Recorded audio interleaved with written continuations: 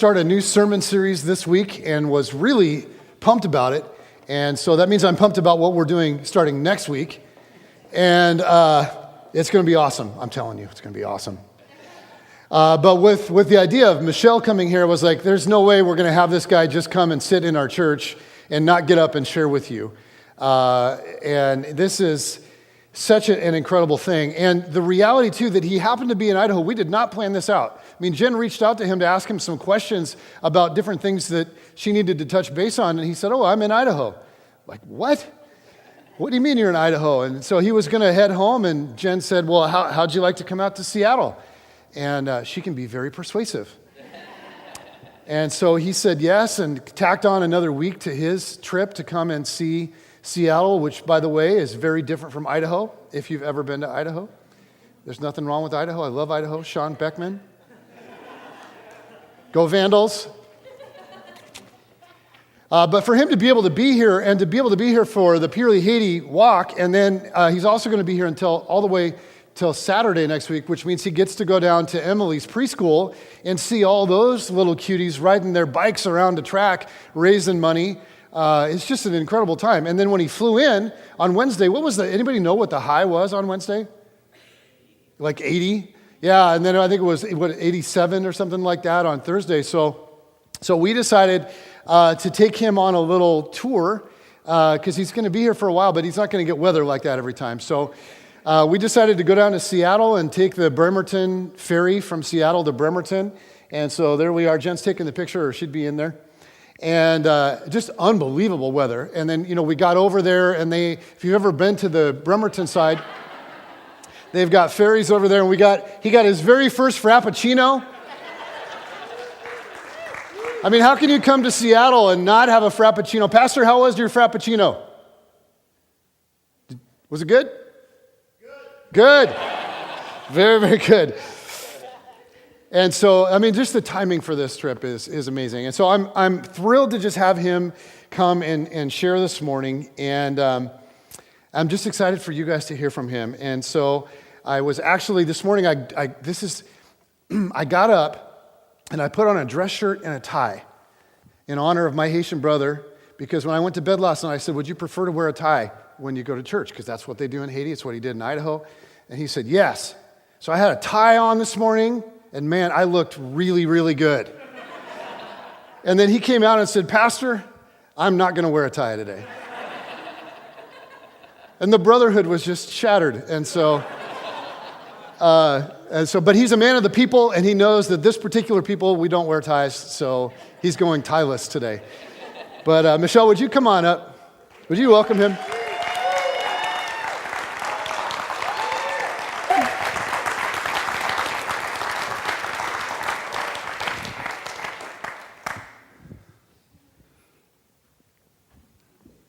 Thank you, Pastor. All right. So and he's borrowing my fleece jacket. Doesn't that look good?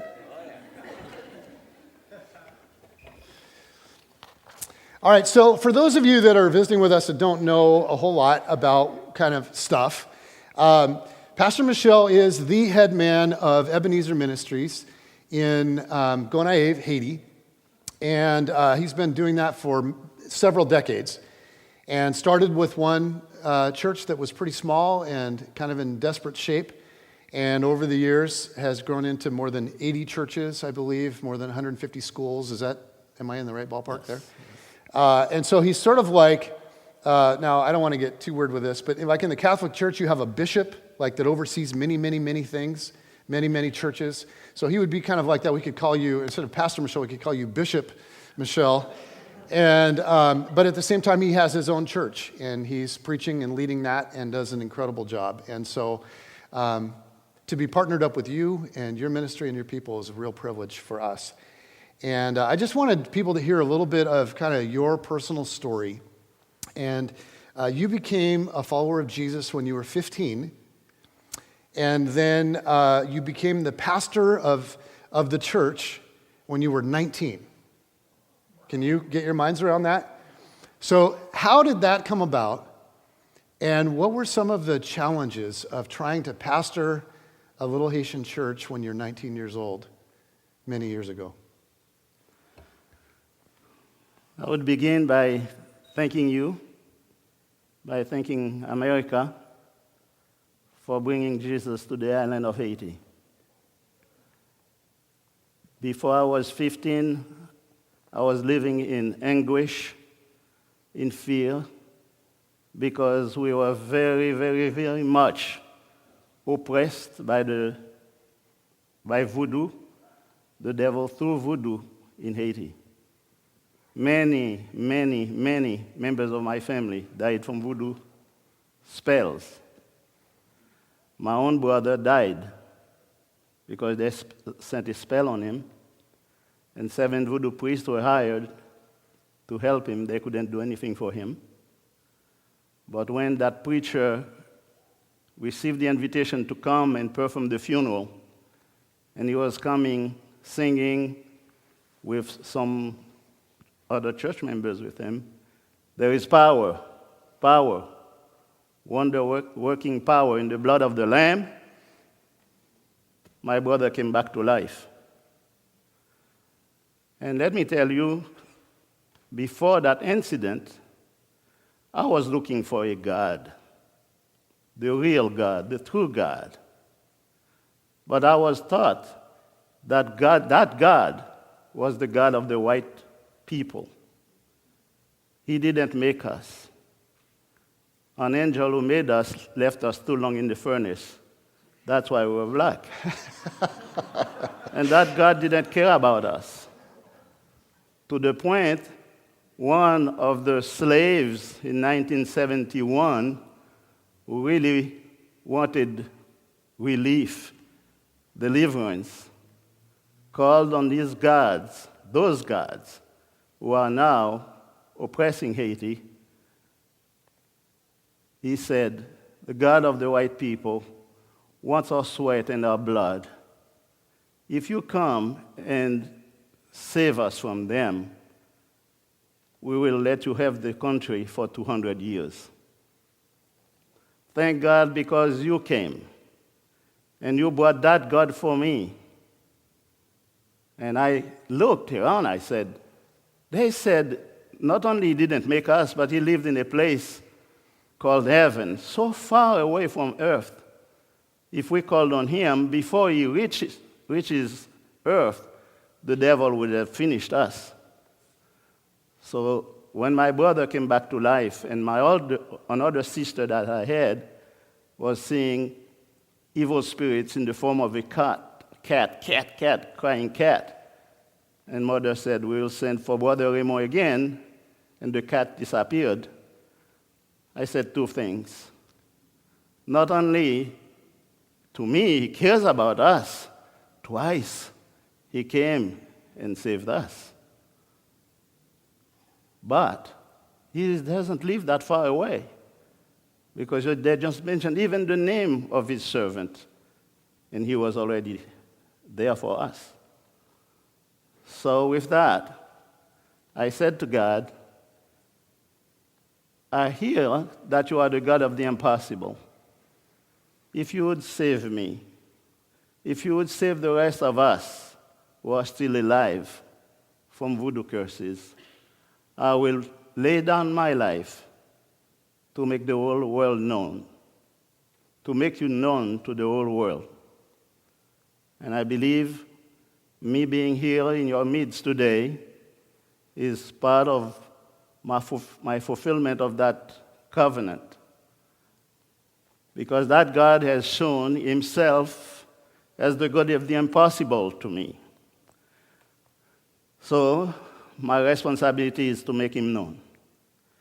So since church was just like a club in my time all around, and I didn't feel there was life, and I was reading in the New Testament about that Jesus, all he had done, and I was in tears all the time, saying that I see power, I see love, I see deliverance wherever he went. And if he's still here, why can't we do the same things? So as a little boy, 15, 16, I was trying it. And everything I tried about that Jesus that was in his will got accomplished. So when I was 19, by default, I had a church. Because so many miracles took place, so many people came around, to listen to what was being said and to receive blessings, to be set free, to receive a vision for life, because that was under the Duvaliers. Everybody was so much under threats, so much under oppression. And there was a message of freedom and deliverance. And that's how that little church came about. And that church is the mother of everything that happened afterwards. Because then we felt we needed to have a church that was going to be active and operating in our society. And that's how, as Pastor was saying, today it is 155 churches, a network. It is over 128 schools. Wow. Another network. I way underestimated.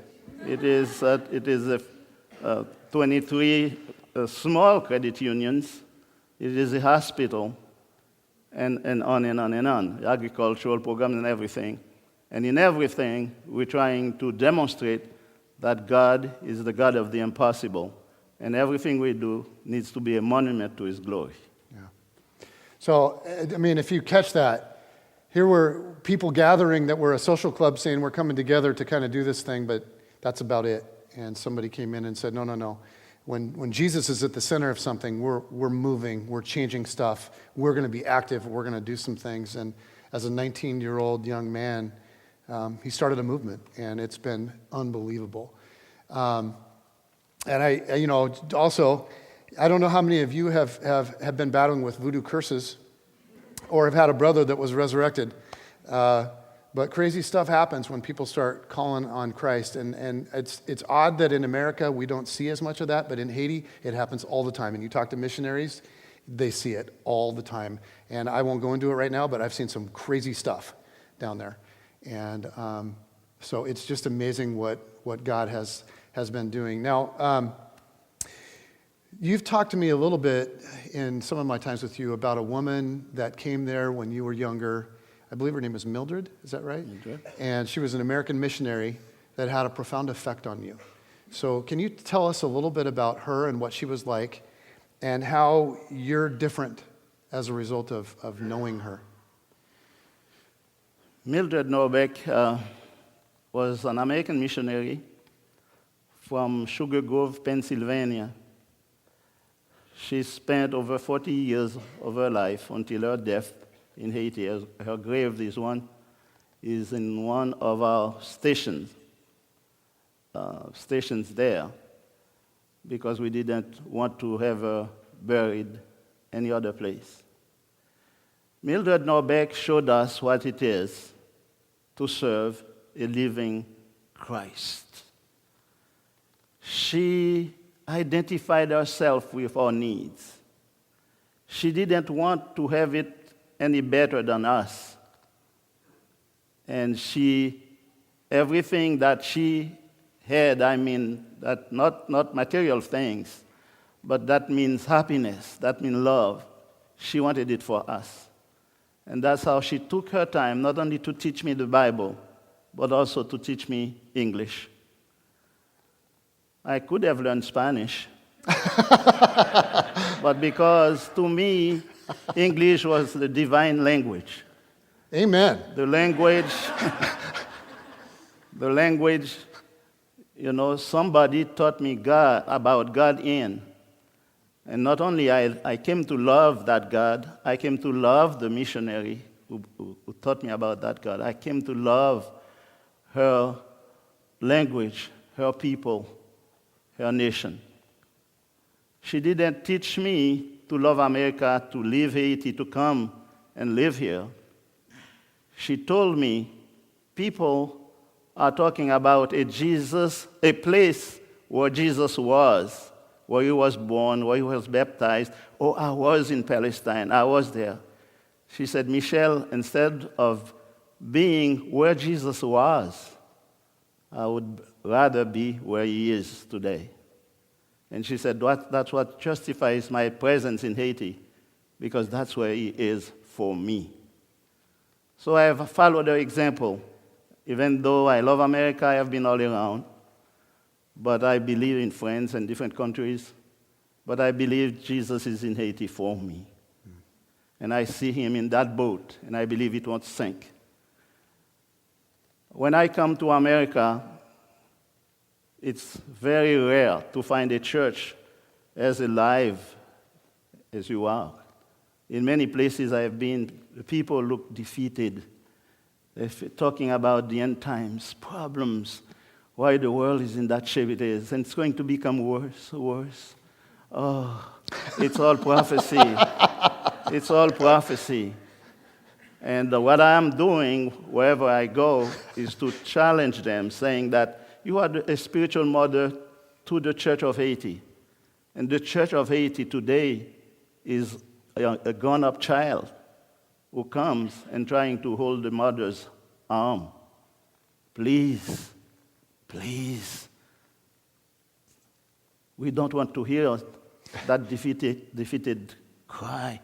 What can we do about it? What can we do?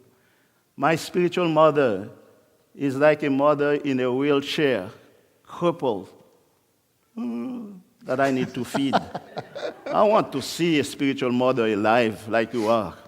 People with a goal. I like to be a friend to a little girl like Brooklyn, who already has a vision. She's my friend. I'm in her home, and she writes to me. I write to her. We talk. She inspires me. I pray that every home in America would be like that, a blessing to the children growing up. Defeated mothers, defeated fathers. The church is our hope when we don't have any other place. Not the government. My government cannot do anything for me. Mr. Clinton is down there. He's not doing much for me. But Jesus, that you brought me, is all. Thank you, Lord, for the memory of Mildred Norbeck. And because of Mildred Norbeck, I feel I love all of you. Thank you. Yeah. It's funny, we were talking about different places he's been in the United States, and maybe you've been around Christ followers who are just talking nonstop about how America is going to hell and all the moral decay and all the problems. And if we could just get back to the good old days of when this was a Christian nation. And can I just say, this is my bias, and some of you may not like me after this. When were we a Christian nation? Like when we were bringing slaves over from Africa? Is that when we were a Christian nation? Were we a Christian nation 40, 50, 60 years ago when there was whites only and blacks only bathrooms and people of different colors could only ride on certain parts of the bus? Like, when were we a Christian nation? To me, it seems like, yes, there are more problems with morality in our world and in our country in some regards, but in others, we are moving in the direction of Jesus. People are honored regardless of their nationality, regardless of their national background, regardless of the language they speak, regardless of disabilities that they may have. That's a Christ-like thing.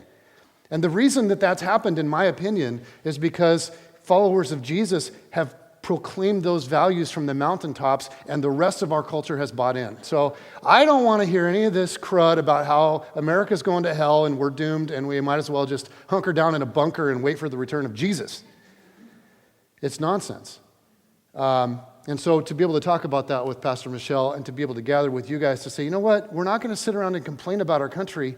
We're going to go out and we're going to do things. We're going to do Safe Families, and we're going to mentor kids, and we're going to get involved in Haiti, and we're going to be a church where love is lived. Amen? Amen. Amen. All right. I'll get off my soapbox. One of the things that was incredibly impressive about our initial experience at Ebenezer is everywhere else we would go in Haiti, and raise your hand if you've been to Haiti, just Brookview. Okay, an awful lot of you. And one of the things is that almost everywhere you go, you hear a little phrase, "Hey Blanc," which means, "Hey you white person, hey Blanc, give me $1, give me $1. Hey Blanc, give me your watch." And it's all over. And you just get used to it, and you try to smile and politely say, no. But when we go to Ebenezer, people smile and they say, bonjour, bonsoir, good morning, good evening, comment est? Comment est aujourd'hui? How are you today? And that's it. They're not asking for anything. They're not pleading for anything. And when in those places where they ask you for $1 and you don't give it to them, then they say something in Creole, which I'm sure is not nice, and then they walk off.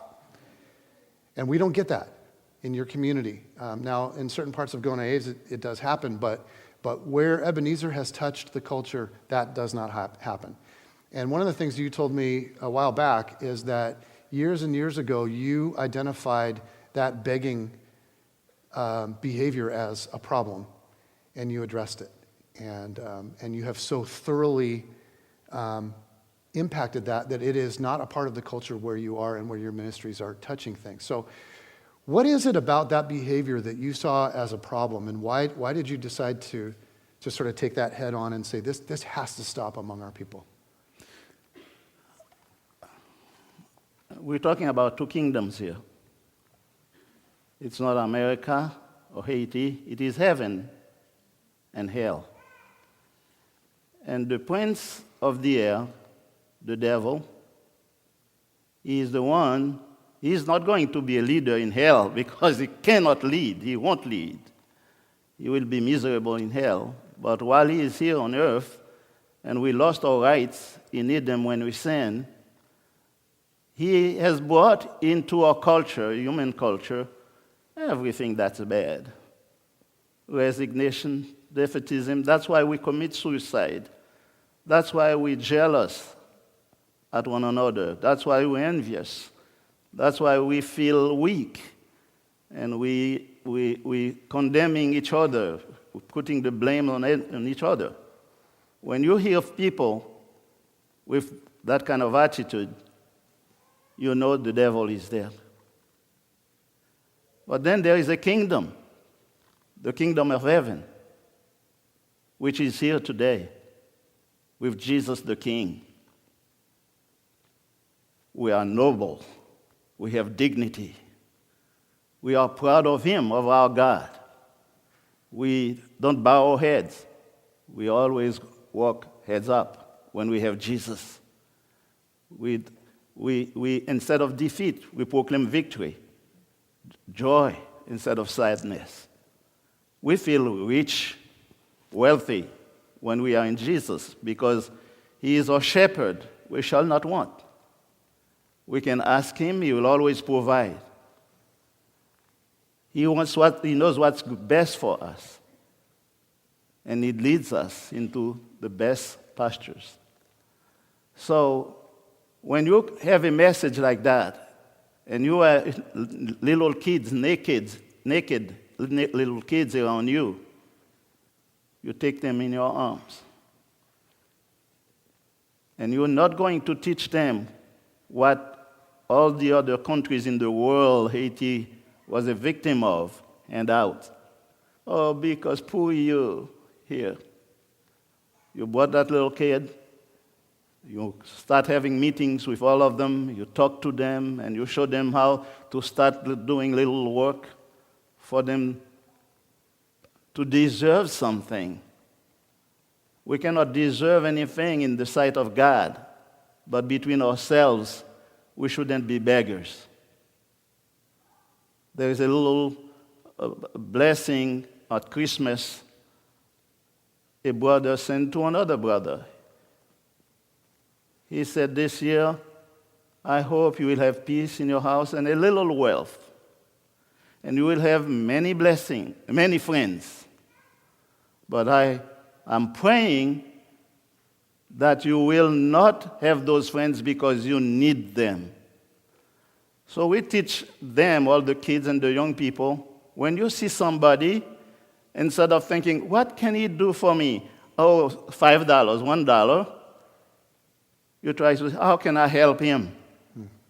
I want him to live with the best perception of my area, for him to want to come back. And instead of seeing me as a burden, I want to see him, for him to see me as somebody who has been a help to him. So that's what we teach our pastors. We say, the Bible says your people should take care of you if they are tithes. So how can you want to build a mansion for yourself, have different cars in front of your house from money that you collected from another culture, from other churches in America or somewhere else? We discourage them from having their salaries come from somewhere else. Suffer with your people. Bring them up. And you need to be as wealthy as they are. You cannot, fleece them and for them to have no air, and you are so happy. So because we have that mentality and that attitude that we have cultivated, it is in the homes now. It is in the schools now. It is in our churches now. It is everywhere in the association of pastors that we have an influence, an impact on. And that's why I am so proud of the help that we're receiving from Bellevue. From Brookview. I just left Bellevue Community Church in Idaho. Bellevue, Idaho. In Idaho. We drove through. He said, "There's a Bellevue in Seattle?" Yes, there is. It's Bellevue everywhere. So Brookview, instead of coming and say, "Oh, we feel sorry, keep the change," and stuff like that, they're holding us accountable. We sent this money for this. You are the one who agreed with us that it would go to this. Has it been done? And somebody comes, the pastor, his wife, they come, and they ask, where is it that you were going to do? It's a blessing to us. That's partnership. That's respect. And we need to cultivate that for all Haiti. And again, thank you so much. I feel in pastor, a brother and a friend, and if I have a real need, and he knows this is the need of the church of Haiti, the need of the people of God there, I believe he will do everything in his power to help with it. If he cannot help, I'm not going to feel bad. So when we sharing something with a brother, it's not, you can do it for me, do it for me. It is, pray with me about this. It's such a blessing. When I come here, I don't think there is any beggar here. Anybody who comes to this church because, do you know, they're feeding you. We don't want anybody to come to an Ebenezer church because, you know, there is food, there is whatever there. You come, and you come with your dignity. And you know, we can pray for each other, we can carry the burden of each other, but nobody is responsible for me. It's God. One of the things that we talked about when we were first sitting down with Michel and some of his leaders, we talked about our vision for how we want to help and what their needs are. And he said a phrase that has stuck with me for a couple years now. He said, we're not looking for handouts. We're not looking to become dependent on America to take care of us. And he said, America is a great nation, but America was built by Americans. And he said, we want Haiti to be a great nation, but Haiti, in order to be a great nation, Haiti needs to be built by Haitians. And so what did you mean by that, and why is that so important to you? Well, it is important to us because you remember Jesus said to the Pharisees, in the judgment day, the people from the time of Noah, from the time of Jonah in Nineveh will stand up and will judge this generation. Because there is somebody greater than Jonah here, and the people in Nineveh, they repented when they heard the message of Jonah. And you look at your heart here. And even the people in Sodom and Gomorrah will be judged less severely than you. Because if they had somebody like me with them, who knows if they would not have repented. So to me, and it talks about generations, I believe that it is something really we need to take into consideration when I'm part of a generation. I think God is going to judge me. In your generation, how was the church on earth? When you hear about somebody like Billy Graham, who has touched so many people, so many world leaders, so many political leaders, and so many young people he rescued from suicide, from this and that, because he was faithful to God and he was really going at preaching the gospel. And when you hear different people, in history, even Abraham, our father in the faith, one little man who came out of idolatry. So God is going to judge us as generations. I believe he will judge us as families. What happened to the Morissette family? And he will judge us as a country. What happened? Haiti used to be the pearl of the Antilles. We have so much gold, so much wealth in that nation. And God has placed us on that nation, on that land. What has we done? What have we done with it? So I believe that it is up to the Morissette, to Michel Morissette, to make sure that the Morissette family honors God. It is up to the Huguenots to make sure that the little Huguenots honor God. And it is up to Brookview to make sure that Seattle honors God.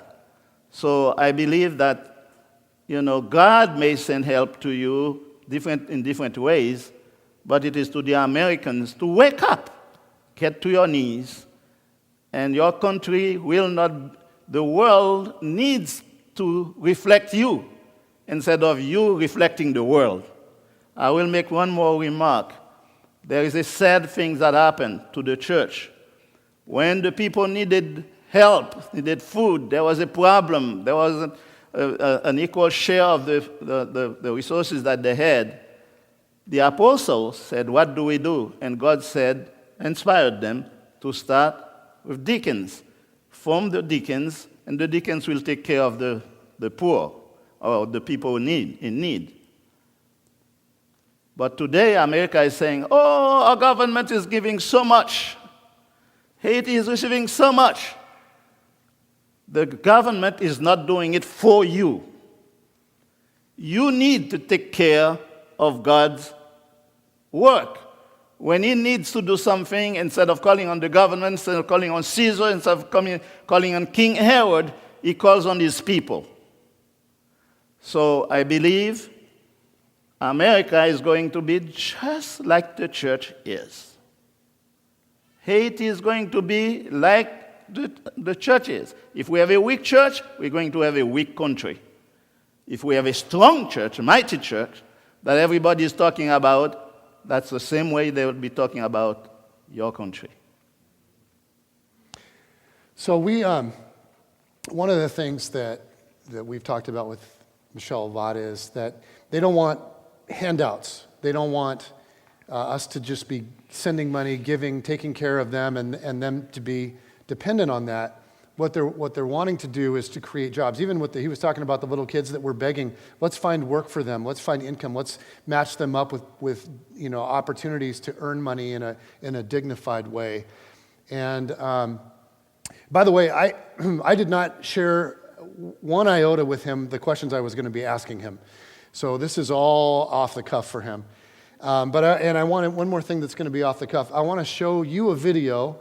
And some of you have seen this, many of you have seen this, about the need for developing nations to build economy rather than greater dependency on first world nation. So one of the things, do we have that image? Do you have that Savannah image?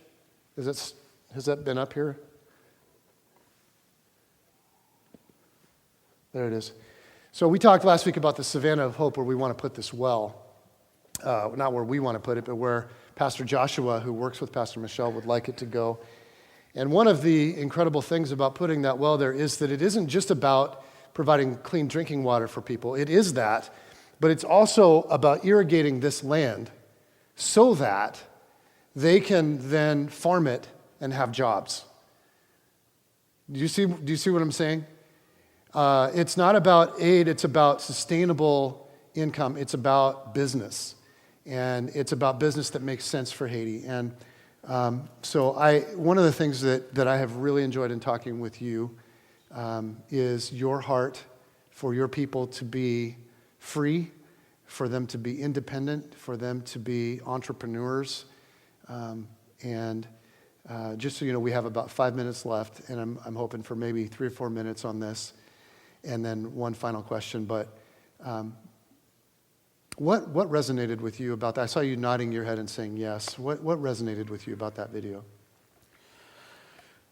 The first thing that came to my mind is those people, I don't know what kind of protection they have. Because long ago, for 2-3 decades, the Haitians have discovered their way out of poverty.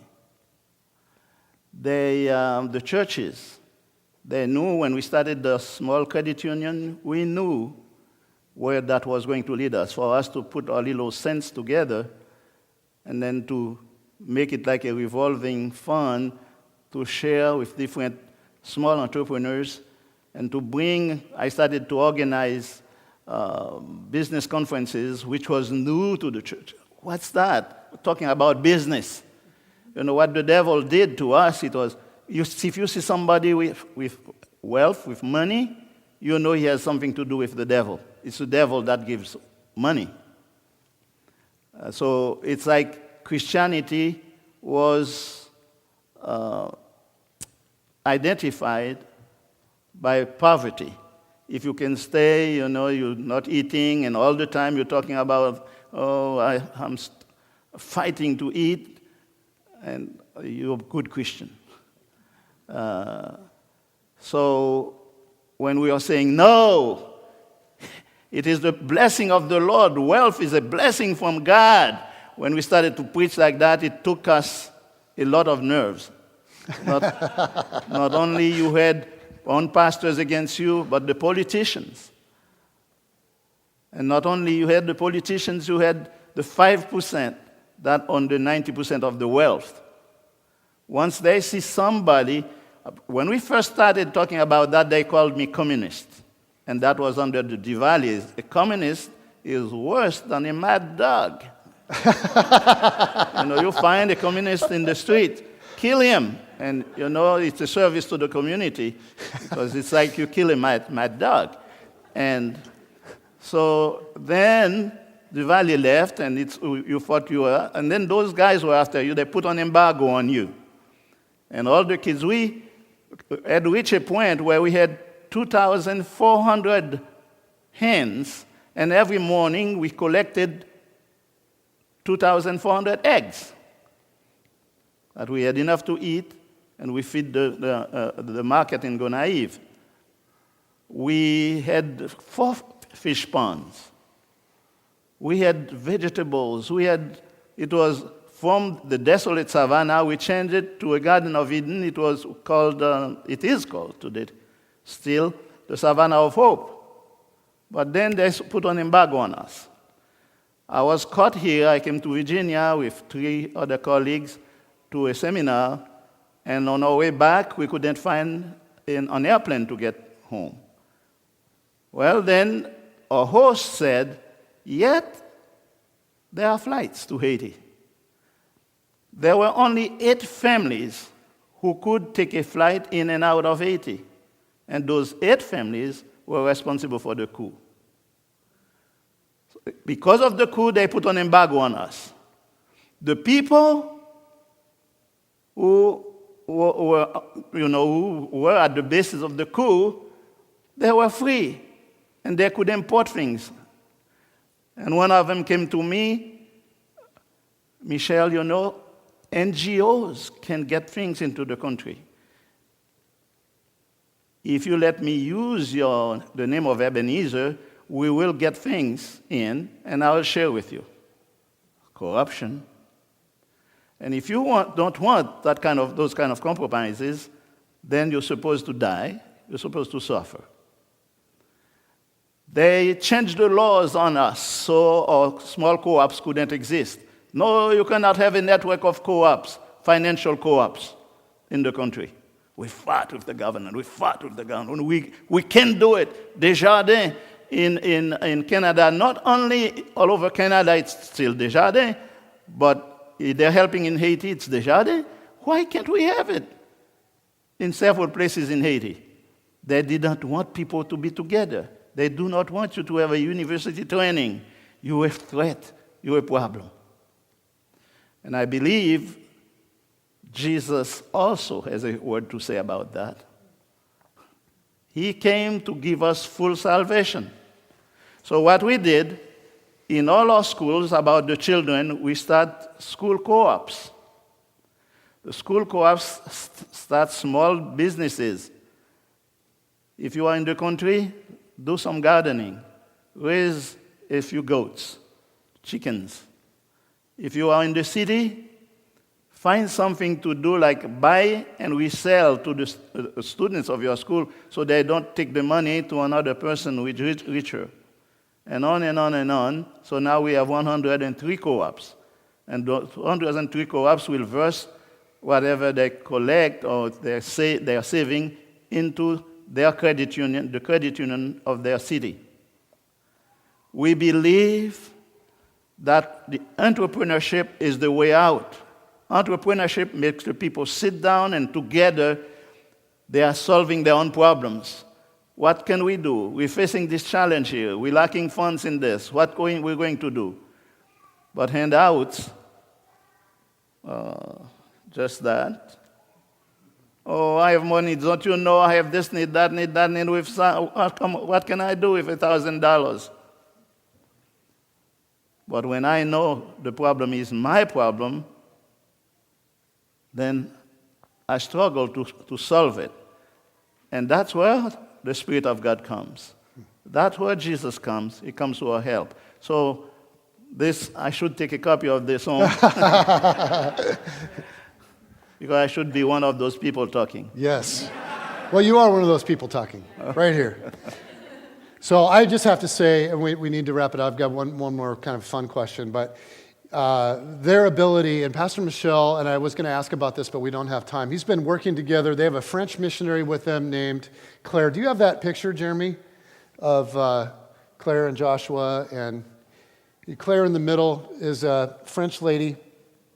And that's what Jenna's going to look like in 45 years. And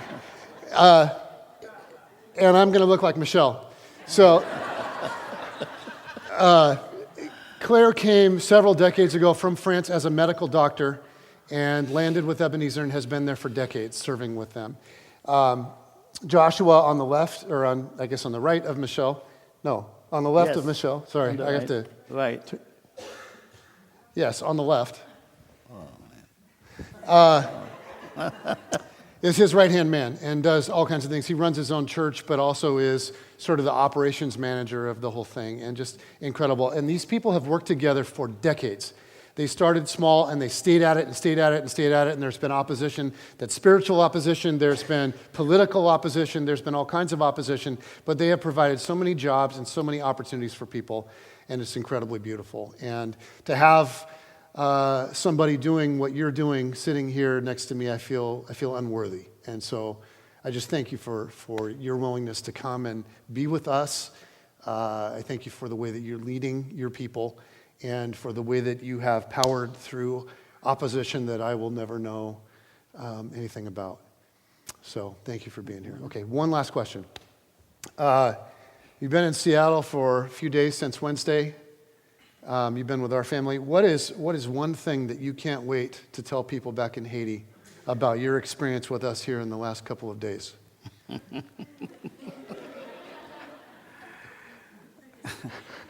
It's difficult because I was at Starbucks.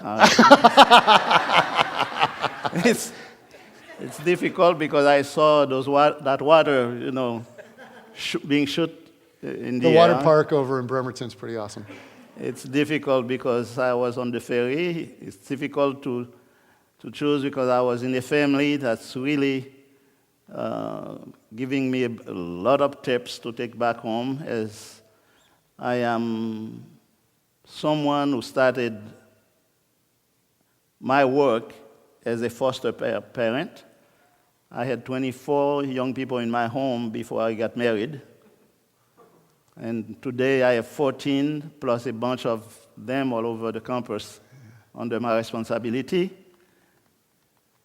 And this program that we started in 1972 is really the basis of the foundation of Ebenezer, because most of our leaders, not to say all of them, went through a foster home. Because Joshua got married, he took some into, Silvio got married, took some into his home. And that's how they saw how we lived. They saw our love for them. They saw how self-interested we were. Self-denial we were. Not looking after our own gain. We didn't have them there, as merchandise to sell to the world. They're doing the same thing. So being in a home, Jennifer, seeing how you treat your children react to you, and how they treat me as a visitor, a guest, I can't tell you. It is really worth maybe 2-3 years of Bible school. And so that's the thing I think, beside being in your church today and see how you are, how do you behave, and the sacrifice you make every Sunday morning. That's how I'll take home. People would never imagine that you Americans would get up early, come and set up things, for church. There is a revival here. I think it's not normal. It is it's the work of the Holy Spirit. And if Pastor, I think I'm going to take home many good things. Will be in fun memories, but being in your home, I think, is the highlight.